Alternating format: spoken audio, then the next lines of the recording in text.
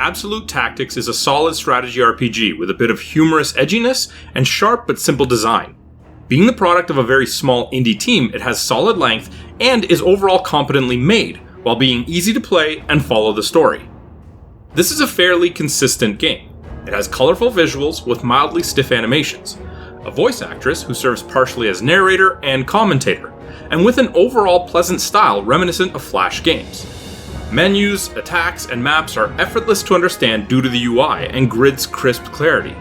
In terms of level design, straightforward objectives and a general linear path that encourages a gameplay style of advance, kill the cluster of enemies, then advance again as far away foes do not aggro. From the main menu, there are options to switch gear and class, purchase items, and choose story or optional missions. Each map has treasures, some of which are hidden or require certain abilities, such as items in sewer grates requiring your dog to retrieve. Characters are fairly basic. There's minimal time for development or building relationships beyond the bits of mission-centric dialogue during combat.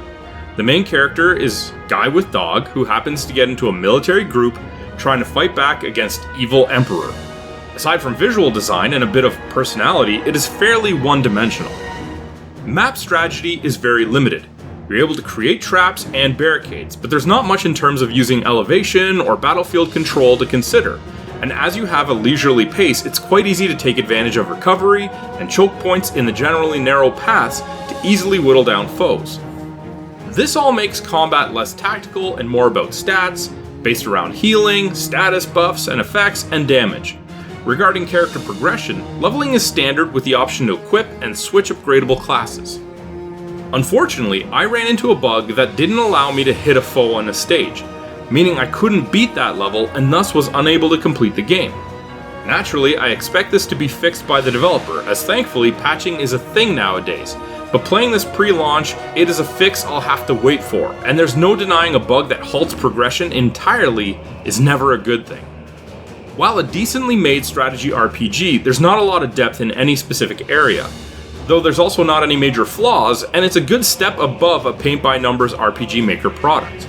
Considering the size of the team, don't expect either the story depth of Final Fantasy Tactics or systems depth of Disgaea, though it may be a bit more comparable to something like Vandal Hearts. If you're looking to support an indie game, this may not be must-play, but if you enjoy the genre, this doesn't require deep thought or commitment to play, and it is enjoyable enough that I can recommend giving it a try. Absolute Tactics, Daughters of Mercy earns a 6 out of 10. Hey, did you like that video? If you did, be sure to let us know by clicking the like button and leaving a comment. If you want to be first in line for any new content, be sure to subscribe to our channel and then hit up our Facebook page. The link's in the description below to see what's coming up next.